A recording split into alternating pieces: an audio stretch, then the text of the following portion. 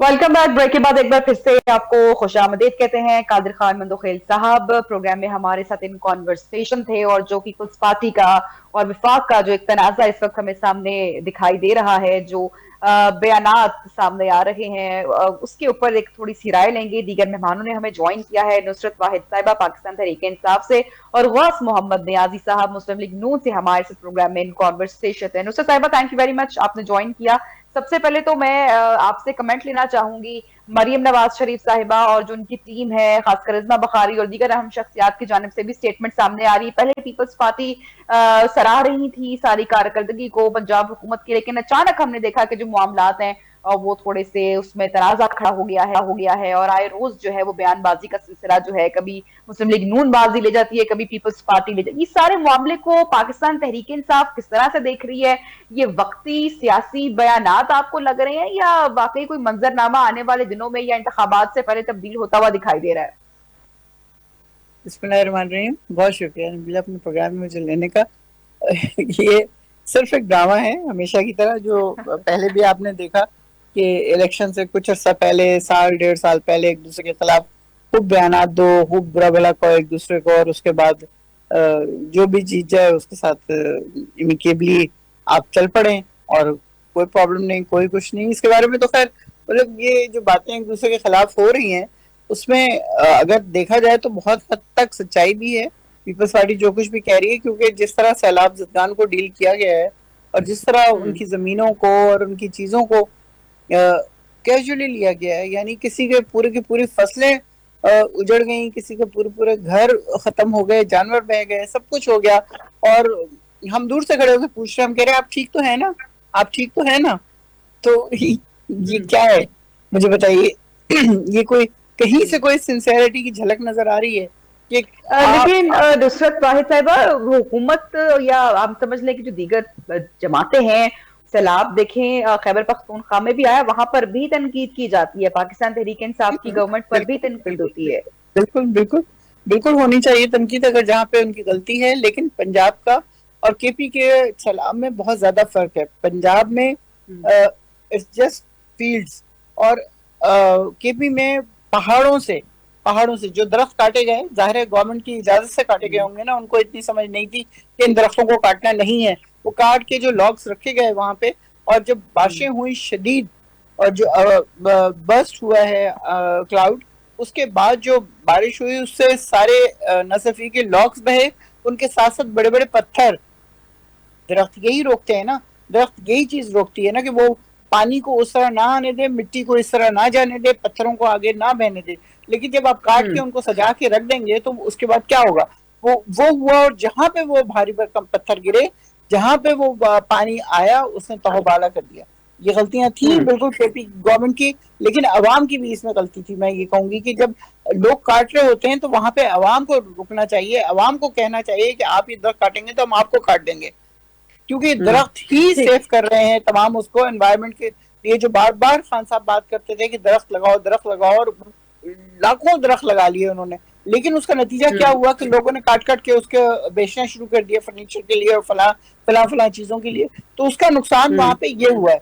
लेकिन यहाँ पे जिस तरह इंडिया बार बार कह रहा था कि आप सेफ गार्ड कर लें, आप लोगों को बता दें, खाली कर लें जगह, लेकिन यहाँ पे हुकूमत ने बिल्कुल किसी को कुछ नहीं बताया। आखिर जाहिर है उसके पास भी जो डैम है उसको उसने भरना है। एक हद तक जब भर जाएंगे तो उसके बाद उसने खोल दिया। गलती यहाँ पे ये है इंडिया की कि उसने पूरे पूरे डैम भर भर के छोड़े। अगर वो नॉर्मल फ्लो में आने देता तो शायद इस तरह सैलाब ना आता और शायद इस तरह बहुत ज्यादा तबाही ना मचती। लेकिन जाहिर है इंडिया तो अपना बॉम्ब इस्तेमाल करेगा ना, जो उसके पास है वो उसने इस्तेमाल करना है। हमने ही डैम नहीं बनाया ना, हम ही सबसे बड़े कल्प्रेट हैं अपने अवाम की तबाही के, कि 40 और 50 सालों से हुकूमत कर रहे हैं, लेकिन किसी डैम की कोई शक्ल किसी ने नहीं देखी। मैं इसी पॉइंट को नुसरत साहिबा, मैं न्याजी साहब की जानिब में टॉस करना चाहूंगी अपना अगला सवाल। न्याजी साहब, जो सारी गुफ्तगू की है, हम इसमें से अगर तनकीद को साइड पर कर देते हैं, चले, अगर आपको बुरा ना लगे, हम उस वक्त विफाक को, हुकूमत को बुरा ना लगे, इतनी बड़े पैमाने पर तबाही मचाई सैलाब ने, आजाद कश्मीर, खैबर पख्तूनख्वा, पंजाब से होता हुआ सैलाब कहां तक पहुंचा और कितने बड़े पैमाने पर जो है वो नुकसान पहुंचा। अब क्या हो रहा है कि जी डैम के ऊपर तो बड़ी बातें हुई, جن دنوں سیلاب تھا اور کہ بنائے جائیں گے، پروجیکٹس ہونے چاہیے. جیسے ہی سیلاب کی صورتحال بہتر ہوئی ہے، بارشیں رکی ہیں، مانسون ختم ہوا ہے، کوئی بات نہیں کر رہا ڈیمز بنانے پر یا آئندہ آنے والے ڈیزاسٹر کے لیے کیا حکمت عملی بنائے جائے، اس پر کوئی بات نہیں ہو رہی ہے. بات پھر سے اگر پیپلز پارٹی کی ہو رہی ہے، حکومت کی ہو رہی ہے، اور پیٹی باتوں پر ہو رہی ہے، چھوٹی چھوٹی باتوں پر ہو رہی ہے، اور صرف سیاست ہو رہی ہے. تو جو عوامی مسائل ہے یا جو ملکی مسائل ہے وہ سیاست کی نظر نہیں ہو جاتے ہیں، آپ سمجھتے ہیں؟ ہاں بالکل، آپ کی بات ٹھیک ہے. پرابلم اتنے ہیں پاکستان میں. ایک تو جو حکومت ہے وہ اس کے بعد تو اتنا مینڈیٹ کہ اکیلی حکومت بنا سکے، اپنی منشور کے مطابق یا نظریے کے مطابق پالیسیاں بنا سکے. ہمارے ہم 4-5 پارٹنر ہیں، سب کی رائے لینی پڑتی ہے، سب کے ساتھ لے کے چلنا پڑتا ہے. تو اس لیے ہم اپنی وہ امپلیمنٹ جو ہے وہ اس طریقے سے نہیں کر سکتے جس طرح ہم چاہتے ہیں یا جس طرح ہماری ایکسپیرینس ٹیم ہے.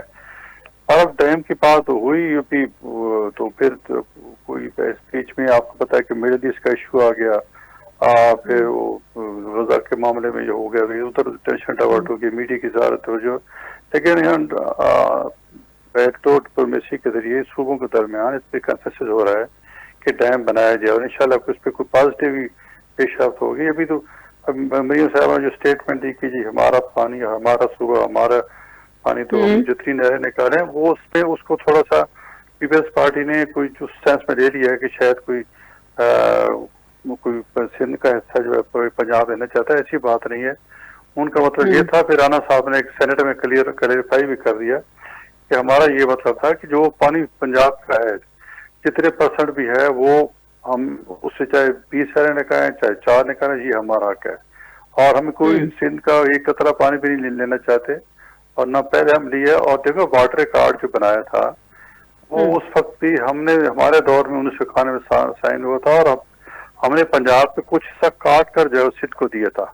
اس کے مطابق ایک ایسا ہے جو انڈس واٹر جو ہے ارسا انڈس واٹر اتھارٹی جو ہے وہ سارا کنٹرول کرتی ہے کہ کس کو کتنا پانی جا رہا ہے، اور ڈیلی کی بیسس پہ میجرمنٹ ہوتی ہے کہ سندھ کو کتنا گیا، کے پی کے نے کتنا استعمال کیا، پنجاب نے کتنا گیا، ڈیلی بیسس پہ ادھر کو ایک جو ایسا کے آفس میں یہ ریکارڈ ہوتا ہے.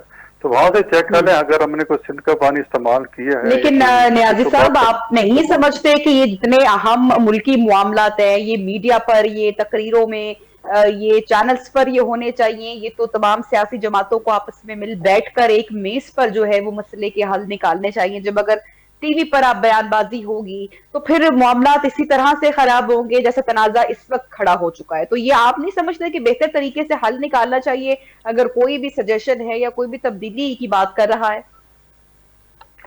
بالکل. اصل میں جو ہماری لیڈرشپ ہے، شہباز صاحب ہیں، یہ نواز شریف صاحب ہیں، یہ پیپلز پارٹی کے زرداری صاحب ہیں، انہیں کوئی اسٹیٹمنٹ نہیں تھی. ظاہر جو نیچے لوگ ہوتے ہیں پھر وہ اس میں جس طرح ان بیان داغ دیے ہمارے بندہ، تو پھر ان کے جواب آ گیا تو مسئلہ جال پڑتا ہے.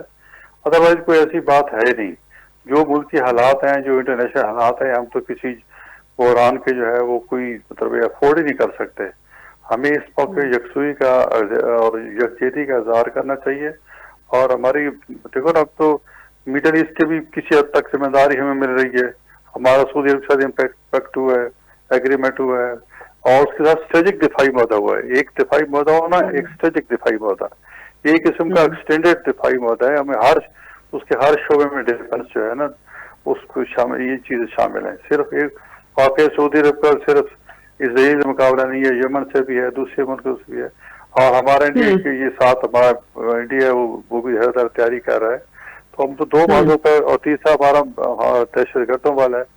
تو یہ اس حالات میں تو کم از کم سول کی عادت ہے، وہ ملٹری کی عادت ہے، ان کو ایک پیج پہ ہونا چاہیے. اور انشاءاللہ اللہ کی مہربانی سے ایک پیج پہ ہیں. اور یہ جو جمہوری سویلین ہے یہ ڈسکشن ہوتی رہتی ہے جمہوریت میں. لیکن یہ الحمدللہ جو بھی حکومت جتنی سیاسی پارٹیاں ہیں ساری، میں کہتا ہوں سارے پارٹیاں جو بھی اپوزیشن میں حکومت ساری محبت ہیں، لیکن جو حکومت میں ہیں وہ ساری ذمہ دار سیاسی پارٹی، جو صحیح سیاسی پارٹی سوچ بوجھ والی، جہاں بھی کنفلکٹ ہوگا، ملک کے مفاد ہوگا، سارے اکٹھے بیٹھ جائیں گے. ایک پی ٹی آئی ہے جو اس کو اپنی ایک راگ رابطی ہے، وہ کسی میں نہ ماننے والی بات کہ کسی فلانا کرپٹ ہے، فلانا کرپٹ ہے، فلانا کرپٹ ہے، بس وہ کسی چیز پہ ہم تو یہ دعا کرتے ہیں کہ اللہ کرے وہ سیاسی جماعت بنے، ان میں اتنا سیاسی شعور ہے کہ کم از کم ٹیبل پہ تو بیٹھ سکے نا جی. ہم پاکستانی اور وہ بھی پاکستانی ہے تو بیٹھنے بیٹھنے کیا حرج ہے. اب وہ پرانی باتیں کہ جی کرپشن جتنے آپ ہم پہ کرپشن نظام پہ نہیں تھے جتنے آپ پی ٹی آئی پہ لگ چکے ہیں. تو میرے خیال میں ہم کرپشن کرنے کی بجائے اکٹھے بیٹھ کے بات سے کہا ٹھیک ہے آپ کا پوائنٹ پہنچ گیا. نصرت طیبہ یہ بتائیے گا کہ 30 اکتوبر کی تاریخ سامنے آئی ہے، تحریک انصاف کے سینیٹر شبلی فراز صاحب کی جو نااہلی ہے اس سے خالد نشست پر انتخاب ہوگا. یہ جو انتخاب ہوگا اپوزیشن اور حکومت کے درمیان، آپ سمجھتے ہیں کہ بڑا کوئی امتحان ہوگا یا پھر آپ معمول کی کارروائی اس کو دیکھتی ہیں؟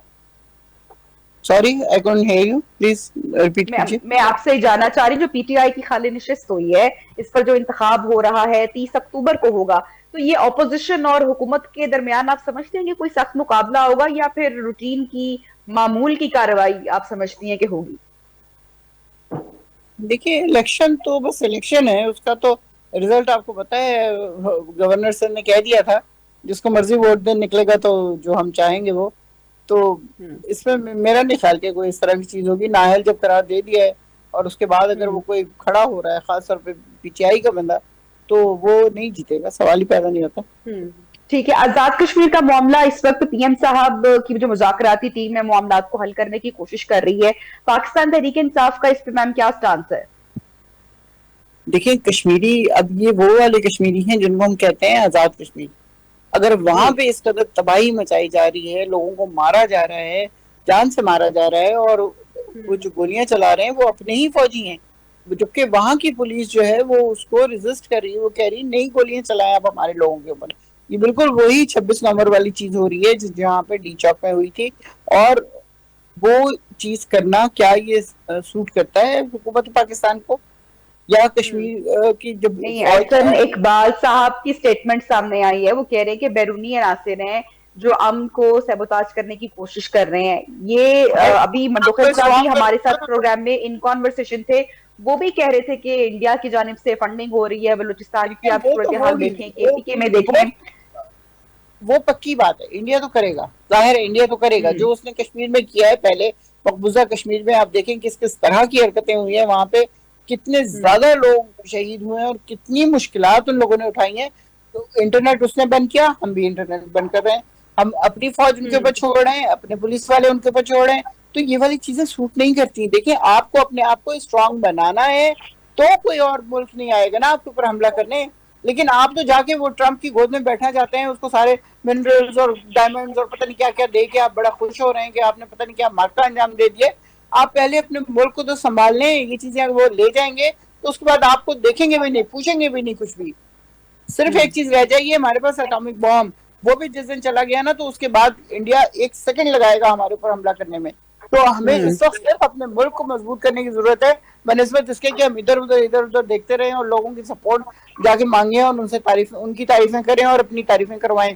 یہ نہیں ہے مقصد اس ملک کو سنبھال کے آگے لے کے جانا ہے، جس کے لیے لاکھوں لوگوں نے، کروڑوں لوگوں نے قربانیاں دی ہیں، اپنی جانیں دی ہیں، اپنی جائیدادیں، اپنے رشتہ دار، اپنے گھر والے سب کچھ چھوڑ چھاڑ کے آگے پاکستان میں بسے تھے. اور یہ کشمیر وہ ہیں جو چاہتے ہیں کہ پاکستان کے ساتھ ہم شامل ہوں. لیکن اگر ہم ان کو اس وقت اتنی تکلیف میں رکھیں گے تو مجھے بتائیں وہ کیوں کہیں گے کہ ہم پاکستان کے ساتھ جانا چاہتے ہیں؟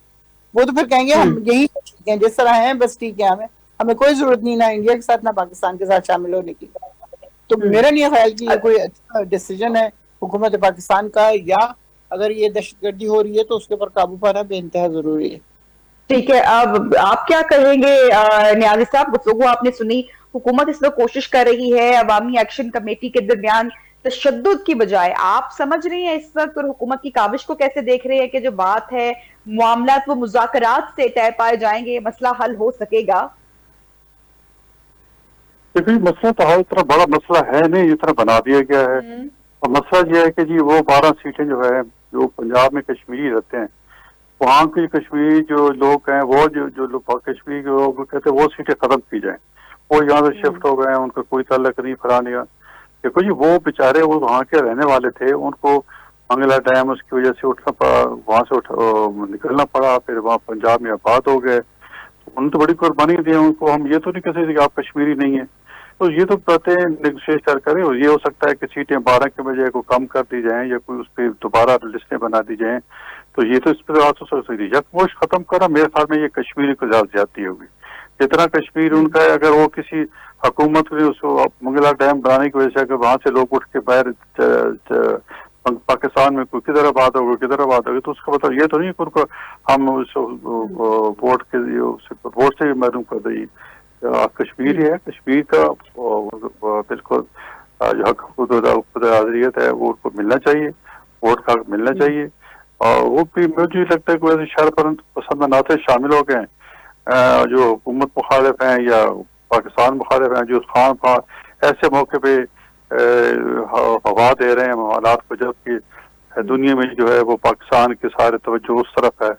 کشمیر اور ادھر سے انڈیا میں اگر ہوا ہے تو مجھے تو لگتا ہے بھارت کا ہاتھ ہے اس میں جائے، کیونکہ یہ جو بارامولہ جو مطالبات اس ٹائم کیے جا رہے ہیں، مطالبات آپ سمجھتے ہیں کہ عوامی مطالبات جائز ہیں، حکومت کے خلاف کوئی مہم نہیں ہے؟